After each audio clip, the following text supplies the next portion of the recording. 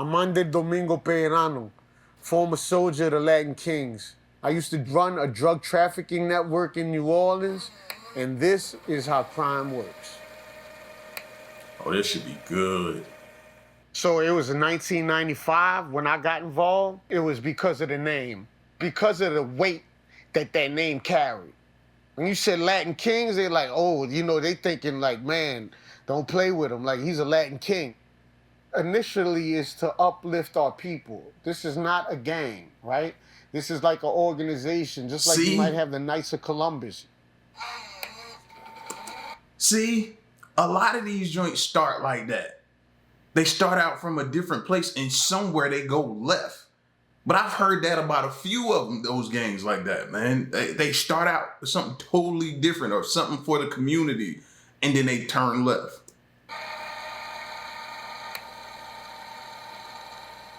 First, it would be a validation of who you were in the streets. Like, you just couldn't come from anywhere. Hey, I want to be a Latin king. You know, like, who are you? You know, what type of work you put in?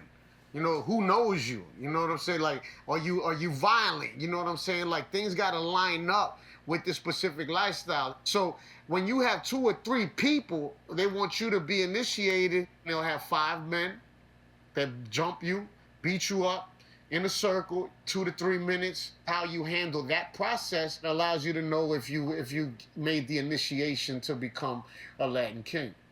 I remember specifically when I got jumped in, I was 14, 15 years old. Man, it felt like the longest 3 minutes of my life. I thought they was giving me extra time. I'm like, what time is it? And it was like, it's only been 1 minute. I'm like, and I'm fighting for my life. But when you fall down, they don't stomp you out. They let you get back up and keep fighting. And that's part of the initiation, because if you just stay down, then you're not ready. Then when the time is up, it's all hugs and daps. Amor de rey, amor de rey. Everybody saying king love, king love, king love. You a hug, and now we laughing about it. You feel a sense of worth. You feel like you have a sense of purpose.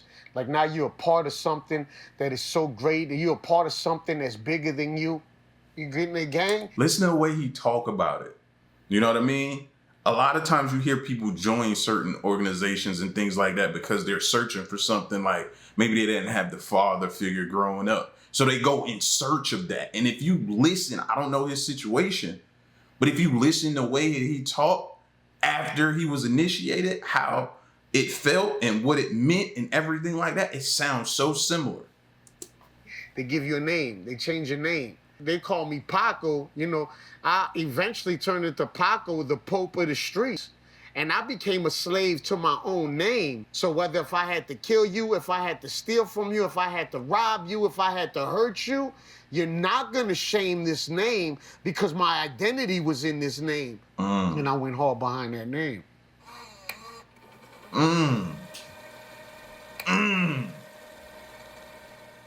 So they had, you know, the Pee-wee when you first got in. That was the trial period just to see, you know, your character, see if you're a man, if you're willing to fight, if you're willing to die, you know, like if you're ready for war. If you're a juvenile, you're a Pee-wee for 2 years, and then from there, a soldier, and then from a soldier, you could rise in ranks. So in the ranking, they had the first Inca president, you know, they had the vice president, they had the warlord, which is basically the enforcer, they had the council that would see, you know, it's just like a counselor, you know, somebody that had a lot of wisdom, a lot of knowledge that you would have access to. And then they had the treasurer that would control the finances to allocate where the funds would go. You know, so basically that was the chain of command. So the first Inca, you got to think Inca, power, you know what I'm saying? So that was a place, a position of authority. And the one that had... Look at that. Even within some of the most violent organizations, they're still maintain a structure. Isn't that crazy? They had a structure, a hierarchy. Organized crime with the mob had a hierarchy. Do you notice that? The militant structure that they have? That's interesting to me.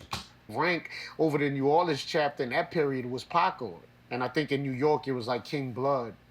So there's some people that would not rise in ranks because they just simply didn't put in enough work or didn't take it seriously. And then there was cases where some people would get demoted, then somebody else would rise in that position. And there was instances where some people switched sides and there was green light on them that if they seen them, like it smash on sight. I kind of like skipped the Pee Wee stage because I was doing things that soldiers was doing that Pee Wee shouldn't have been doing. When I was in prison, I had a guy, he was a Pyru, he was a blood, and I was a king. So then we just joined it together and was able to run the whole compound. Now in that organization, I was the Inca, I was the crown, like I was the president of that. And in blood, he was the vice president. And I took that from the prison to the streets. And was really, that's where I just got into the drug trade, just really like, transporting and just dealing with a lot.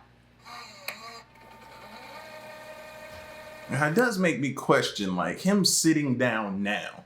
What made him decide now to sit down and give up and just pretty much spew out all this information about this group?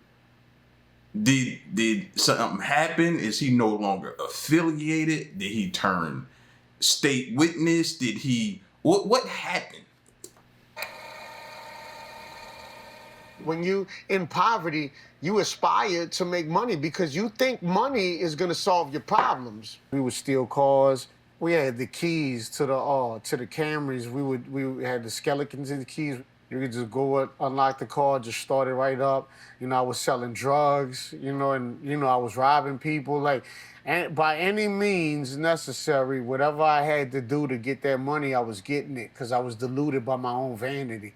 It was whatever came along the way that you was able to get money and put your hands on, you would do. I used to run a drug trafficking network. One point in time, I was going to Houston to bring bricks back from the cartel. We going out to Houston, $48,000 cash money. It takes a long time to count 20s and 5s and 1s of 48,000. And then dealing with the clubs, we would deal with the dancers, the strippers. Like, I give it to them wholesale to where they'll break it all the way down and they're making money off of that. So then I'm making money off of them, but they're making money too. They had a lot of strip clubs, like they had Visions. A lot of them was in New Orleans East. One of the clubs on Bourbon Street was just a club that we frequented where we would get the VIP section every time we were there, popping bottles, throwing money in the air. All of this a part of that life. But the more money I was making, the more money I was spending, the more money I was wasting. Because then I just think about how ignorant and foolish I was throwing money in there. I can remember everybody following us to go to the club, and I'm hanging out the window, throwing money out the window on the interstate, just so everybody could see money flying down the interstate. Yo, young and reckless, super reckless. You know what I mean? And those stories sound similar, don't they? You hear a lot of rappers talk about, oh my gosh, when I first started my career, I just did so many dumb things, throwing money, buying the whole crew chains and expensive and lavish watches and different things like that, and not even buying a house or you know what I mean, investments, none of that type of stuff they talk about. It was always something crazy, these wild and lavish purchases.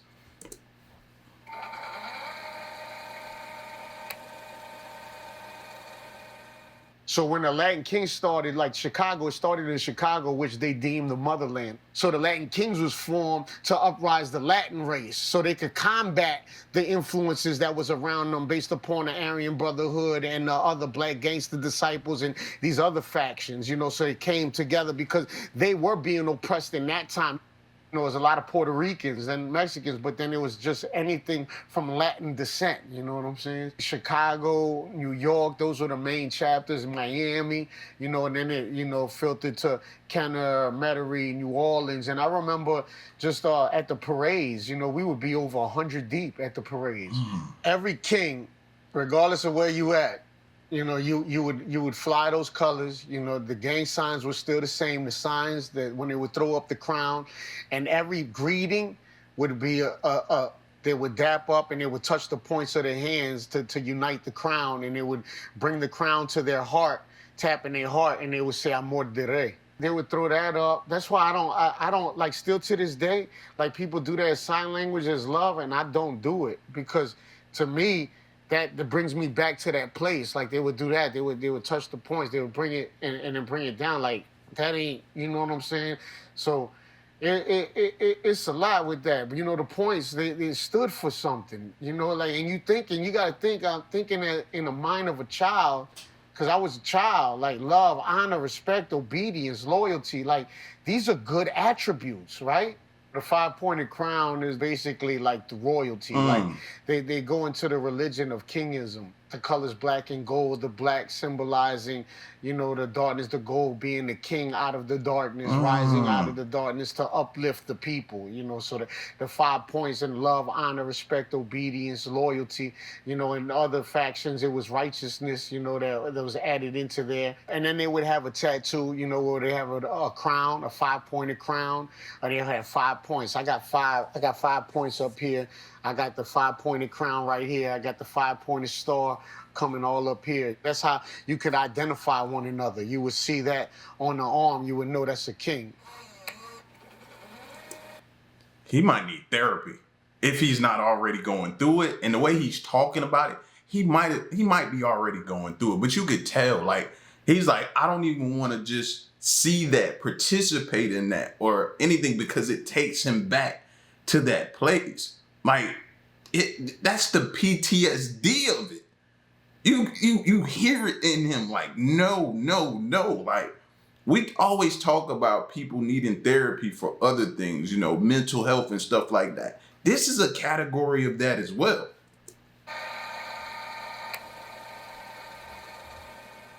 They had Bank Street Posse. They had Hoover, 31st Hoovers. They had Folks and Crips. All of that was rivals.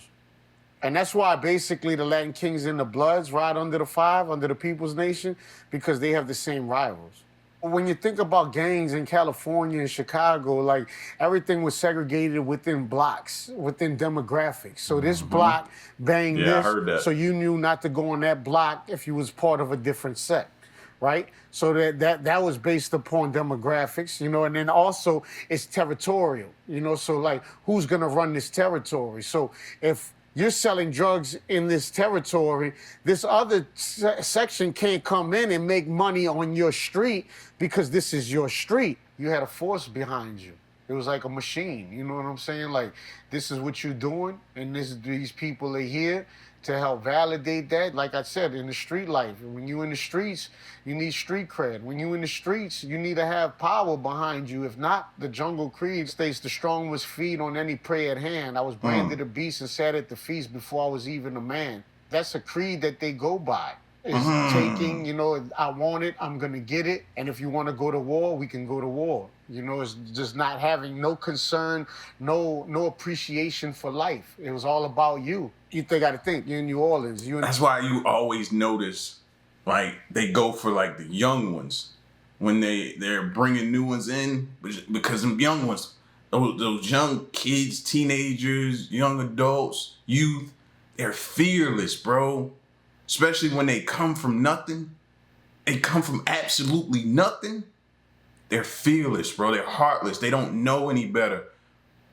You know, you see now he's wise. He's of age. He's become wise. But when he was young, guarantee you it was nothing for him. He didn't think twice about doing whatever he needed to do. In the murder capital. So obviously you're going to carry a gun because people are not always fighting, right? So then you would take situations as they come. If it's a fight, let's get in a fight. But if you pull out a weapon, I'm not going to let you kill me. So I need to have a weapon. You don't go to a gunfight with a knife, right? And you just had to be ready for whatever came.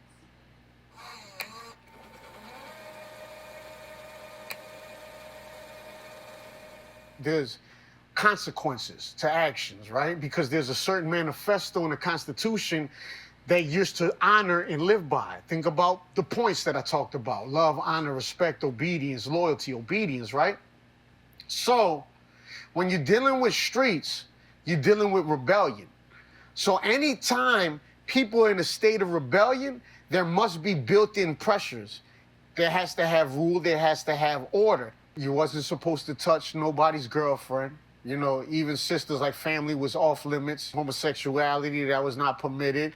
No, it was once a king, always a king.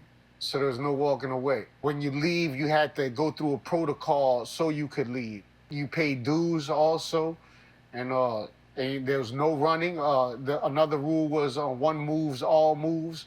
So basically, if we together and I pop off, you better pop off too. And if you don't, then you're gonna have a violation. Now, when we have a meeting, you're gonna get beat up for that. So you either take the beating with everybody else, or you're gonna take it aside. When I was a part of it, like even the guy, he would tell everybody to turn around. Like nobody was to take pleasure in seeing their brother get beaten. You know, like it wasn't entertainment. It's certain degrees of it. There's certain infractions that will enable you to get a violation and you proceed to move forward. But there were certain infractions to where you would have a green light and it would be smashed on sight. Like, that's it. You're out of here. You're not a part of this. You'll never be a part of this again. And if they see you, it's up. Sound like a whole nother world, don't it? Like a whole nother world that you didn't even know, you might not have known was taking place. Could have been a few blocks down from you, could have been a town over, a city over, but you could have been right within the vicinity of it and not even known that this was happening. Could have passed by them every day and not known. It's crazy to think of what was taking place. Now, the people probably around it probably knew, but that's crazy. The religious aspect of the Latin Kings is the gravitation towards the linguistics. Oh, you talking about Amor de Rey. All right, Jesus Christ is the King of all kings. So when you think of Rey, you think the King. Amor, you think of love. God is love. How can this be bad, right? The Bible says we're chosen generations, a royal priesthood. That's kings. The initiation process to be jumped in, they would call it the baptism. We would have meetings, they would call it mass, and we would meet in a cemetery. Think about that, right? But we would meet in the cemetery and in the New Orleans chapter and the Kenneth chapter. Now, basically, they had the same manifesto, the same constitution from Chicago. So when we would have meetings, they would open up in prayer. Everybody would get on their knees, put their head down, they'd open up in prayer. And they will address certain things that were going on. This is what needs to be handled. This is what needs to be seen at. This is what needs to be done in this area, in this area. I would put my money in the basket, in the hat, you know what I'm saying, as a part of my dues, and that was supposed to go to other kings that were incarcerated or to look out for everybody else, you know. But ultimately, I don't know where that went. You know what I'm saying? We didn't meet as much as they probably should have. When I was in prison and I joined the Latin Kings with the Bloods, because they both run under the People's Nation, they both ride under the 5, we would meet on the big yard. And when we meet on the big yard, it would be to address what needs to be done, any new recruits, you know what I'm saying, what's going on in this dorm, where's this money going, when's this coming in. We've rewritten up and making sure everybody's gonna abide by this so we can have a structure and we could run this yard. Jeez. The connection between the Latin Kings on the streets and the ones in jail is based upon influence. If you're just a peewee or you're just a soldier, 9 times out of 10, you're not gonna see a penny. Unless it's your close comrades that was running with you head up. The Latin Kings to be dominant in the prison was based upon recognition of you being about that. You already having a name and you proving yourself in that prison. So when things came your way, you would handle it with violence. You'd be ready for violence at any given time. You would form connections within the prison based upon your street connections to really get influence on the guards. Now you got influence on the guards, you have access to things of the world.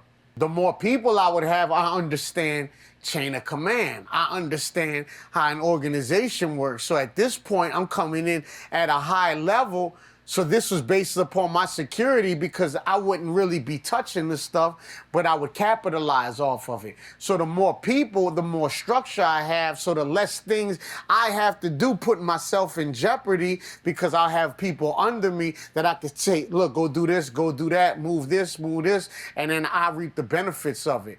So then I started going to war with the tactical. By this time I'm on extended, I'm bored. I have nothing better to do. All right, let's fight. Let's fight. Let's go to war. I'm going to get respect from my comrades, other prisoners. And then on top of that, you get the respect from the correctional officers because now they know if you mess with him, you're not going to be able to go home at shift change because you're going to have so much paperwork that you got to do. You would have been here 10 hours, 12 hours. You might not make it home for 17 hours if you mess with this prisoner. So guess what they do? They stop messing with you. For me, prison, it made me worse. I didn't get saved in prison. The only thing I got from prison is how to be a better criminal. Do you hear that?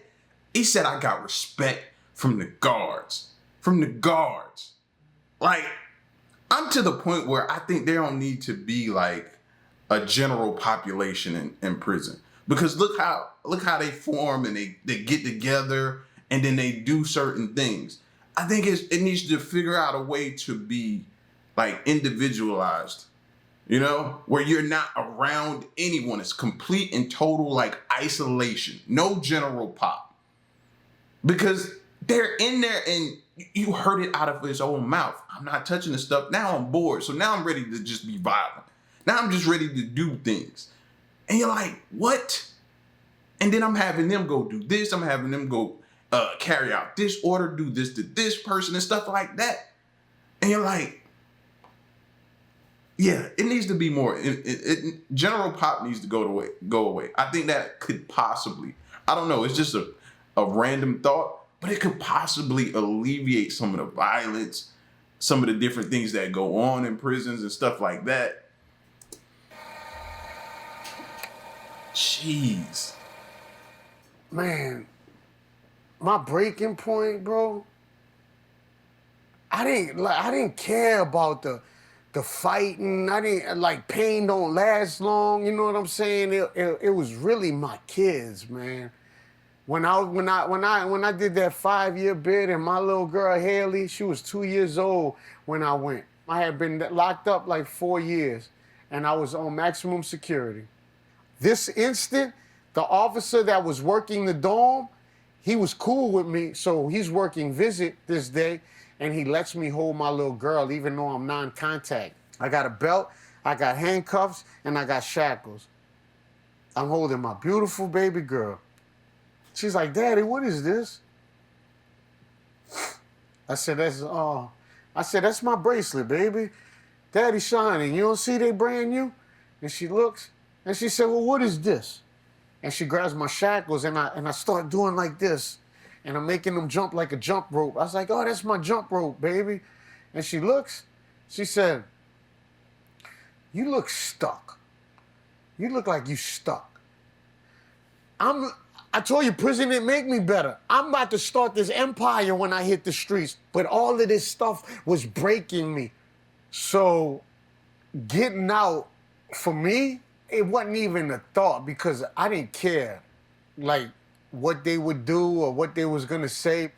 I started going up here 12, 13. It was stealing clothes and selling them on the block, you know, and then possession of a stolen weapon. They kicked my mama's door in and they found the gun.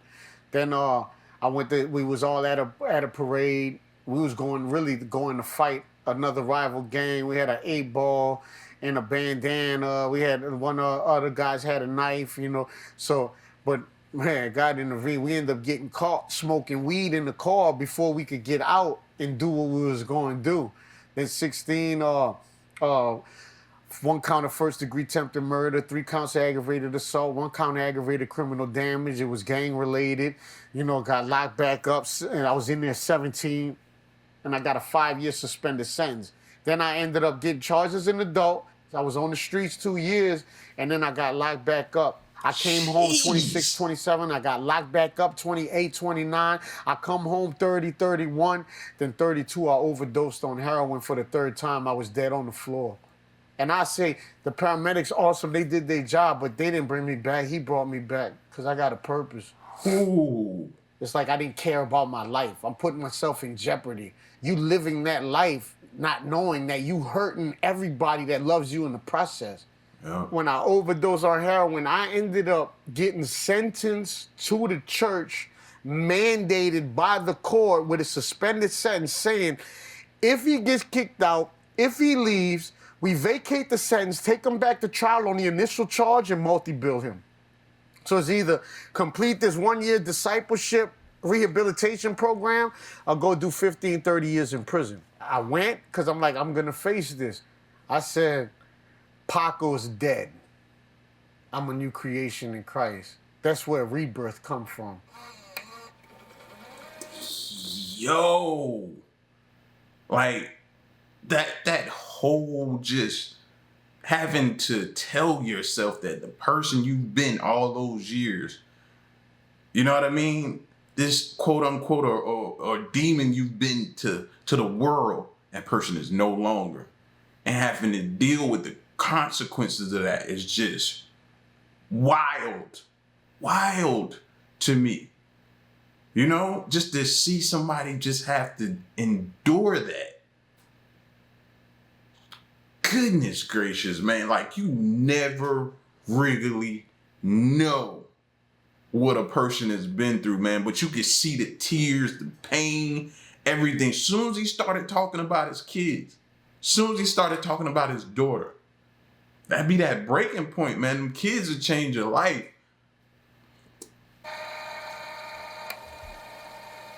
Wow. I'm in the process of opening up a facility to where we rehabilitate men and we disciple men. Some people look at me and be like, you're a pastor? Well, what's a pastor supposed to look like? He a pastor? Older men need to take accountability to be there for the younger men. They want to see you love them. You got to give your time to this younger generation. Don't just tell them what they need to do. Show them what they need to do, right? So how are you going to do that? By proximity. By inconveniencing yourself and going into these neighborhoods, going into the projects. I go hood to hood, block to block, prison to project, to juvenile facilities, and I share my testimony and I make it tangible because I make myself transparent. I don't get cleaned up like I never been dirty. So I used to rap for the world. I opened up for Kevin Gates, opened up for VH1 Living Hip Hop. I had a beat from Manny Fresh with Manny Fresh on the chorus with Cash Money Records. I got a new single out with my wife and Sister Roxy Coleman, that's part of the worship team. It's called Amazing Grace. It's like a 2023 rendition. Like it's no coincidence. Like, I'm here talking about God's amazing grace. You know what I'm saying?